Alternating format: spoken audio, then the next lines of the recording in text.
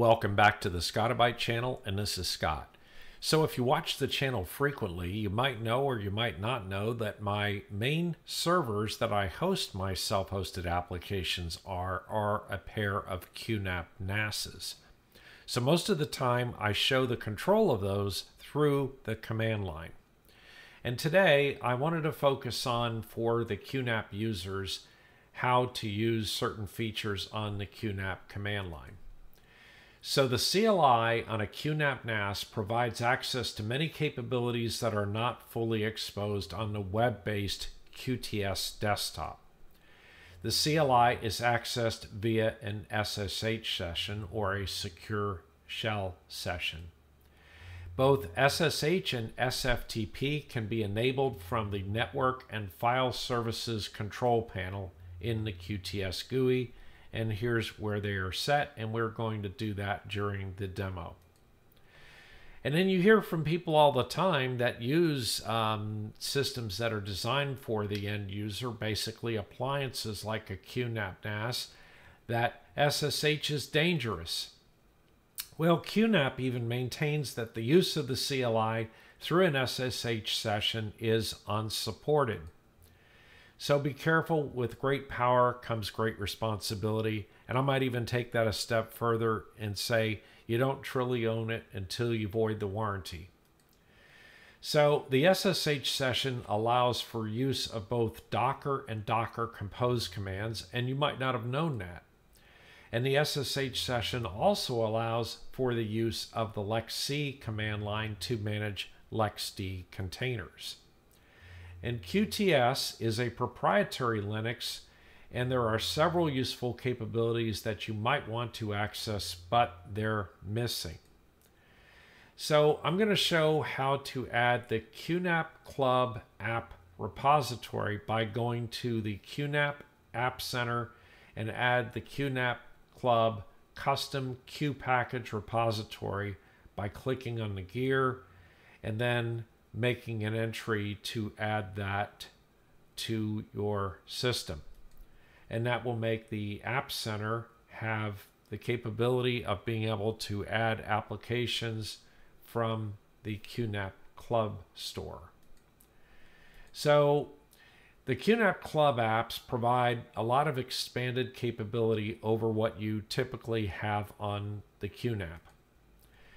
All of these are third-party apps, and many of them are unsigned apps, so user beware again. Coming from a third party, we would not necessarily accept them to be signed apps. So here's an example of going to the QNAP App Center and going to the QNAP Club now that I've added it, and you can see a whole plethora of available applications that you can add to your system. So I'm going to guide you through adding something called Optware. And I like a package that's called Entware-3x-standard from the QNAP Club. And it's an unsigned app that I found to be safe. Entware is a package version of Optware, which is a free and open source addition to embedded systems like our QNAP NASs. Entware adds a package manager to your NAS, which allows you to install some core Linux utilities. If you uninstall Entware, all utilities installed with it on your NAS are also removed, so you're not making really any permanent changes. So in order to install Entware, the goal here is to add more CLI commands to your QNAP NAS. And here's the Entware package. I've installed it here. We're going to go through that in the demo, and this is pretty much what it looks like. So once Entware is installed, you will see it in the QNAP Club portion of App Center. And the exclamation point you see next to it means that it is an unsigned app. So it's nothing really to be worried about, but it's an unsigned app. And you can see here that I've also installed SyncThing, which was a signed app and came from the QNAP Club store. So why do we want to do this? Well, nothing changes in the QTS GUI as a result of installing Entware, because every capability that it gives you are capabilities that are accessible from the CLI. So Entware adds commands to the CLI only.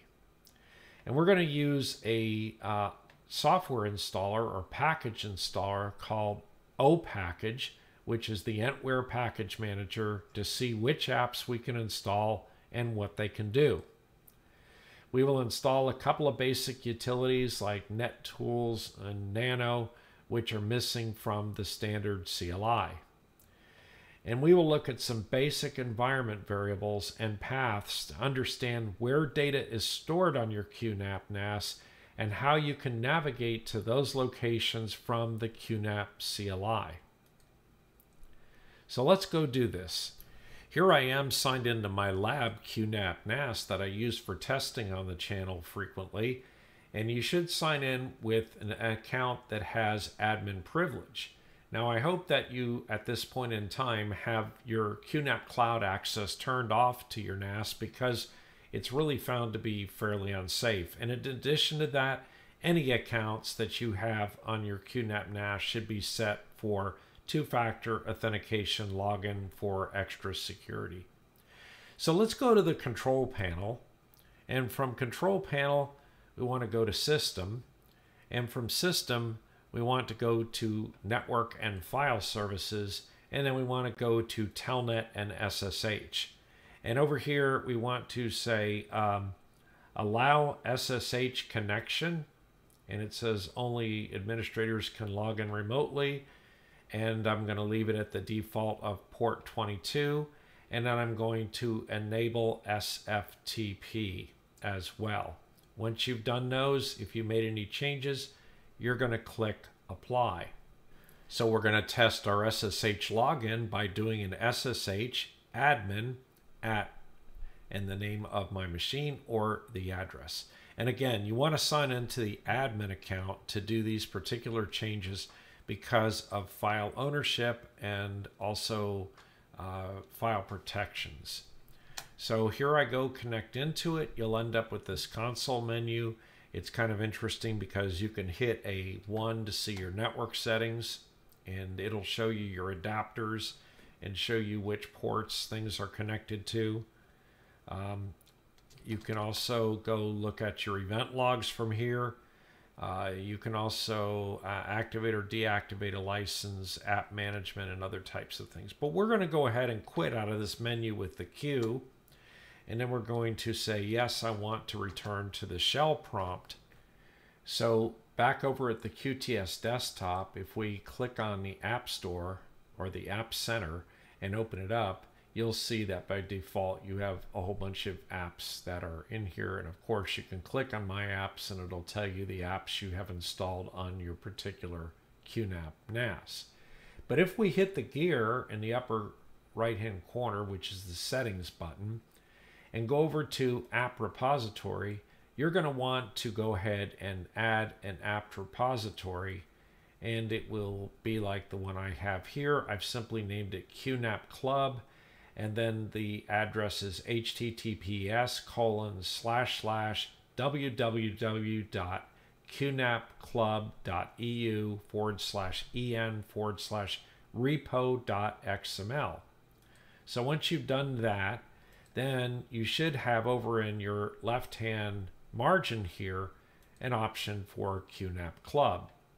And if I click on QNAP Club and I click on QNAP Club over here, you'll see all the apps that are not coming from QNAP but are coming from the QNAP Club store. So now click on the search option and let's type in Entware, E-N-T-W-A-R-E. And here we have 3 choices. We're going to click on the one that says Entware 3X Standard 1.0. Install it. I say, yes, I understand the risks of installing an application that is unsigned. So it goes off, installs it.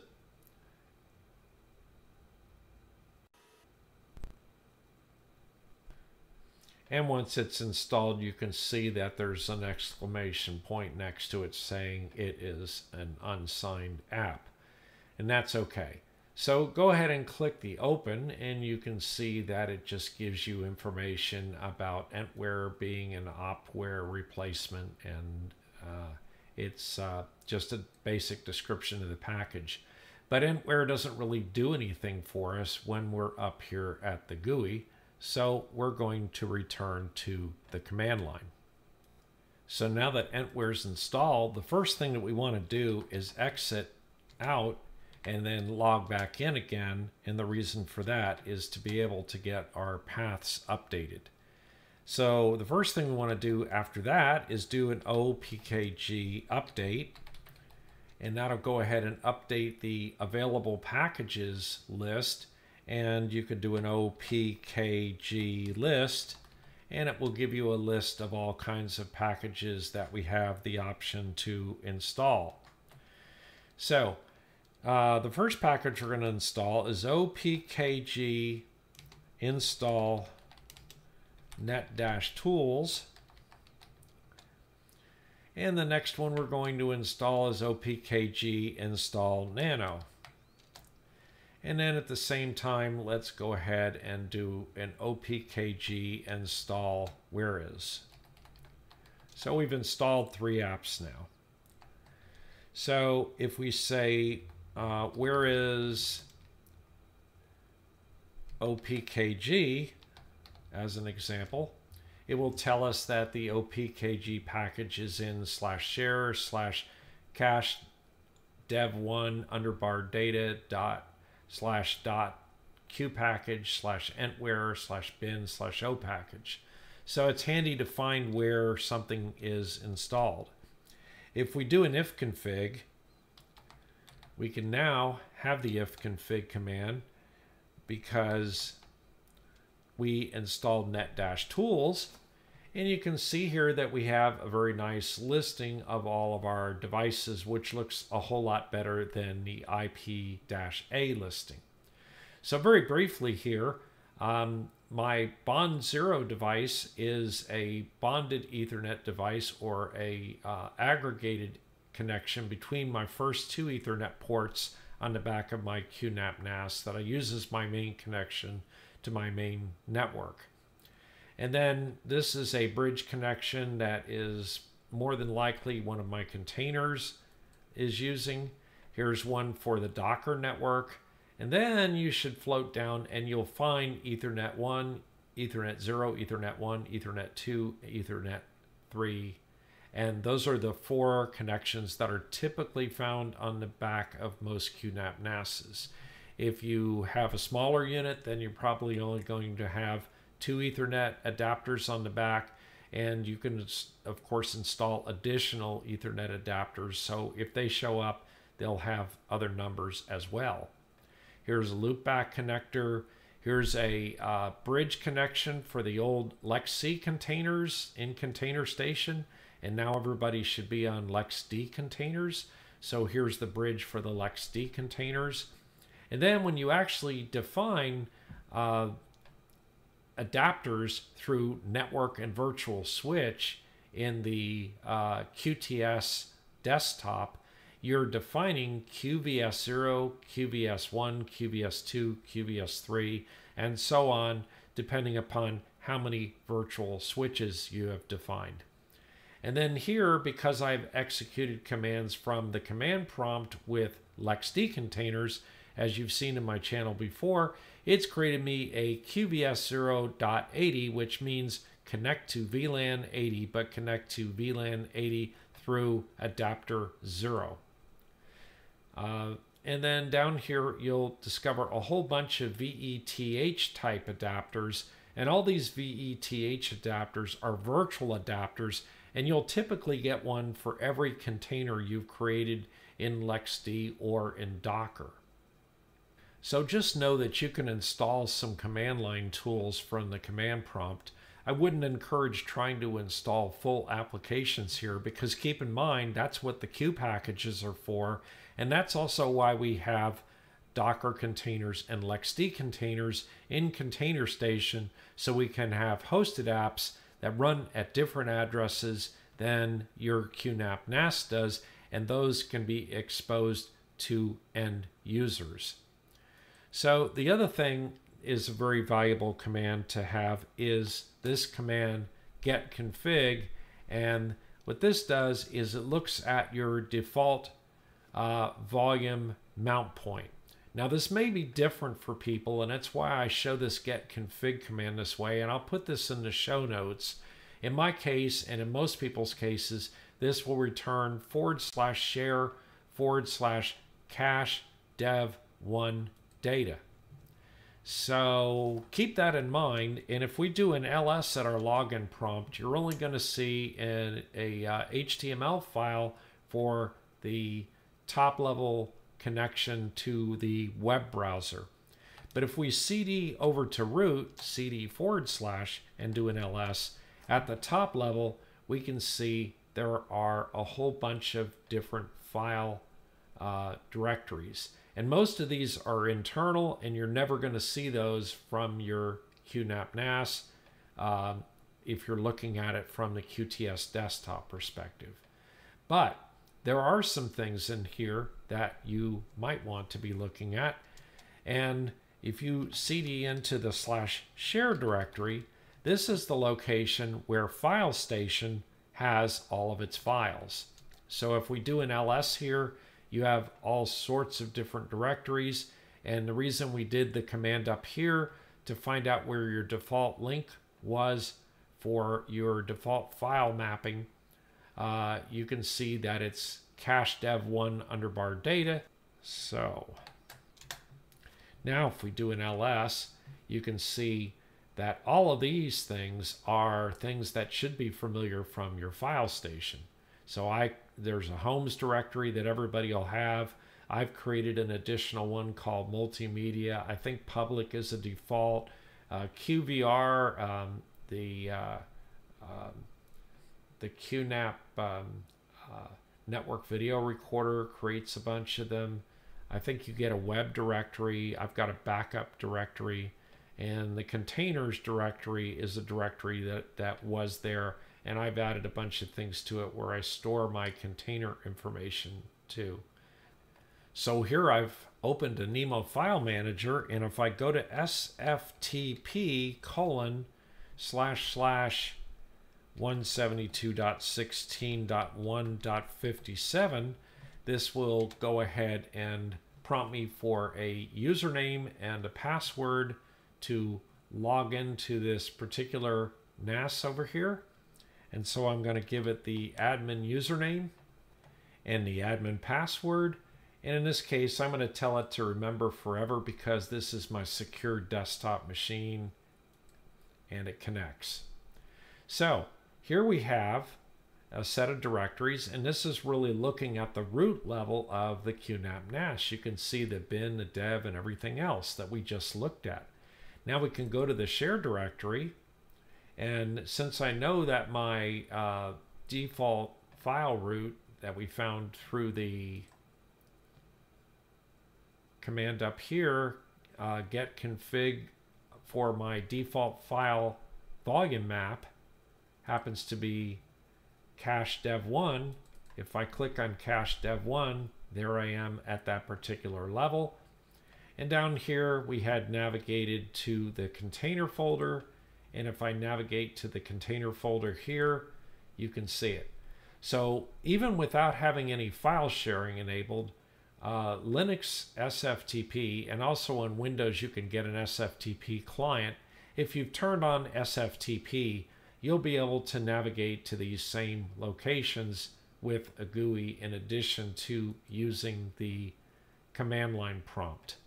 So besides using a file browser or file manager to look at the folders through SFTP, here at the command line again we remind ourselves that we can look at these different file folders, but we can also go to the web browser and go back to our QTS desktop, and looking at main storage, which is just what the name of my mounted default device is, you can see backups, browser station, container, cooking, downloads, home, homes, all those folders. And here we have the exact same folders at the command line prompt because we're looking at /share/ in my case cache dev1 underbar data. We also want to look at our default path by doing an echo $path, and you can see some interesting things here. The most notable one that I see is that there is a path that goes through share cache dev1 underbar data .qpackage container station bin, and so you can actually see where the container station components are installed. If you watch the channel very frequently, one of the things that you note is that I always talk about doing the lexd commands with the lexc command prompt, and lexc list will show you the containers, and you can see these same containers by going into container station and looking at them from there, but you can manipulate them, create them, and manage them completely from the command line. And so container station does not only lexd, but container station does Docker. So you can also do a Docker space PS, and at the moment I don't have any Docker containers running, but if I had those running, you would see those listed here as well. Besides the lexc and the Docker commands, we also have Docker Compose that we can use from the command line. And if I type Docker Compose, you can see the Docker Compose help, indicating that that command is accessible as well. So one of the major shortcomings that a QNAP NAS has is if you use network and virtual switch and you add VLANs, Container Station is unable to deal with those VLANs. And so that's one thing that drives me to the command prompt on the QNAP many times, because I can create lexc profiles and I can also create Docker profiles which define other networks. As an example here is I have a lexc profile called IoT, and it allows me to create lexd containers that are on my IoT network. Likewise, I can create bridged containers to go to my LabNet, my VLAN 50 VLAN, and I can do bridged containers to my main network. And then I can also do untagged, which is a MAC VLAN to my main network. Here's another one that goes to my VLAN 80, one that goes to my VLAN 200. And basically, you can create all the networking that you want from down here. I have probably 15 or so videos that talk a lot about containers and VLANs. And really, we don't have any ability in QNAP today to be able to work with VLANs and containers. That means VLANs and lexd containers or VLANs and Docker containers. But from the command prompt, all these are available to you and they work just fine. So in summary, we learned that Entware is an optware package that can be added to QNAP that allows or provides a package manager to add commands to the QNAP CLI. We learned how to look at the QNAP network interfaces. We learned where file station data is stored and how to access it from the command line. And we learned how to locate installed software on the QNAP. We learned that both Docker and lexd containers can be managed from the command line. Anyway, that's it for today. Please like and subscribe to the channel, and also hit that notification bell to be aware of future videos, and we'll see you next time.